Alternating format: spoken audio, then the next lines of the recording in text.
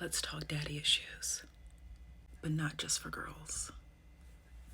Hi, in this video segment, we are going to talk about daddy issues, or at least like get to thinking on it.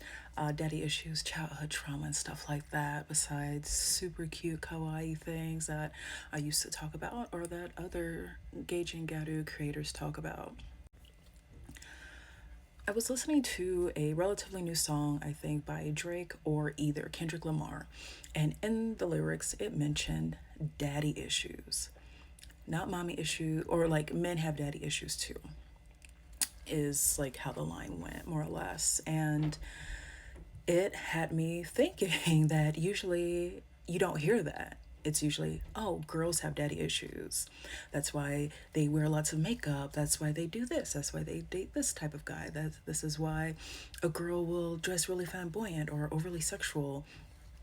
And it had me to pause. It had me to pause. It had me to think that if there's women, and of course non-binary people too, but if we just strictly think binary, that you have a man and a woman. Usually everything is scapegoated onto a woman. Oh, she has issues. Oh, this, oh, that. Oh my gosh. Da, da, da. But this song made me think, so what does a guy look like when he has daddy issues? Of course, there are some men out there that will provide for their families. There are men out there that will step up to the plate and do all of these things and not have toxic masculinity driving them in the background of their minds.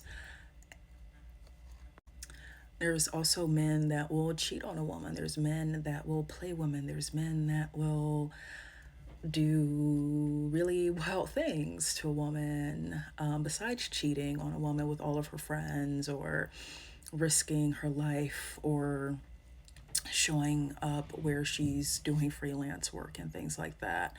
There are things that have a man to start seeing women as extremely disposable, as pretty much sex objects, walking fleshlights, if you will. Some of these men get this idea either from the media or from their own parents, their own father, of how they should treat a woman, how their mother is treated. If their mother was taken care of and loved and bills are paid and everything and she doesn't have to stress, a man is going to see that and say, wow, I want to be like my father. I want to make sure my mom is happy and satisfied and well off. Whereas a man who possibly sees his father beating his mom, sees his father yelling at his mom, being drunk, wanting the woman to go work for him and everything, wanting adult activities without asking for them, very non-consensual acts, that if a child sees that, let alone is experiencing that parent figure traumatizing that child. Maybe the parent is yelling at the child too. Maybe there's a lot of instability and everything that man or woman or anybody in that place, that physical being and that child, is seeing this and is slowly recording this in their minds, saying, how do I, as this person that looks like this other person or not, should treat a person of the opposite gender, and only speaking binary. All my non-binary people, I'm sure the same thing could happen to you, or maybe just knowing that this specific type of person is this type of way. I digress. You have this person, male or female, in this case a man, seeing a person beat SA, Lord knows what else, and is internalizing that, and then will start to grow up depending on which parental guardian is stronger. Do they want to be the weak one and possibly be a target of that stronger or more aggressive parental figure? Or are they going to try to seem strong and aggressive to not be put in that victim situation? How are they going to treat women?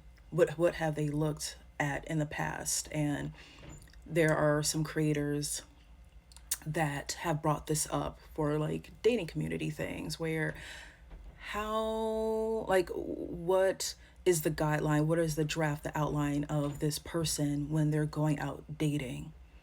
Because you're going to be in that equation, going through like an old play that they've witnessed time and time again, that's so ingrained in their mind, their psyche.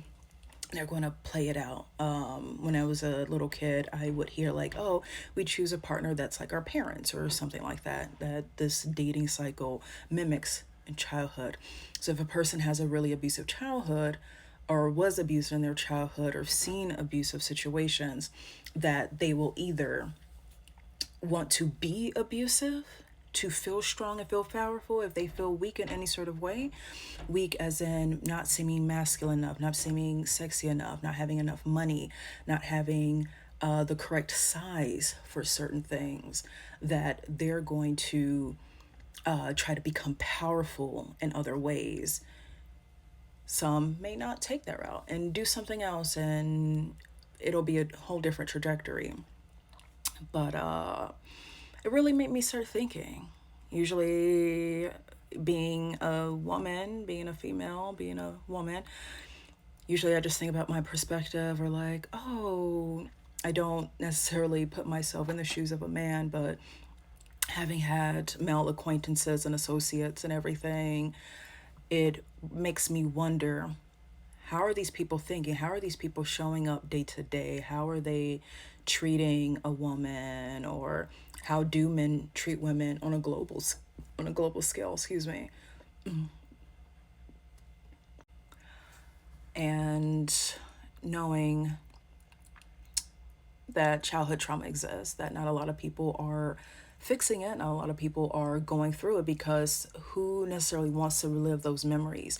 If you're reliving them in a flash split moment, like, oh no, this person is wearing X, blah, blah, blah, this is triggering me. What is my snap judgment going to do to make me feel better in that moment? Sometimes it could be a happy thing, like, oh my gosh, I love that fragrance. Oh, I love that cologne. Or, oh, red nails, this, red lipstick, that. Or, oh, I love a guy who smokes a cigarette or something. But then there are things that are less romantic, that are less happy, less sensual, and it has made me think, made me compelled to want to learn more. That somebody can be in a rough childhood environment and possibly think that essing a woman or beating women is okay, that they don't have to respect women, that they don't have to respect their boundaries, that they don't have to respect a woman's friendship group, or, respect that maybe that person doesn't want all their friends ran through, but I guess she doesn't have to sit and waste her time in that situation. Other people can be the stand-in, if you will. But it's interesting. It's really interesting, and hopefully more and more people talk about childhood trauma, talk about daddy issues for both genders, or both of in the binary system. And it's something to look into. Until next time.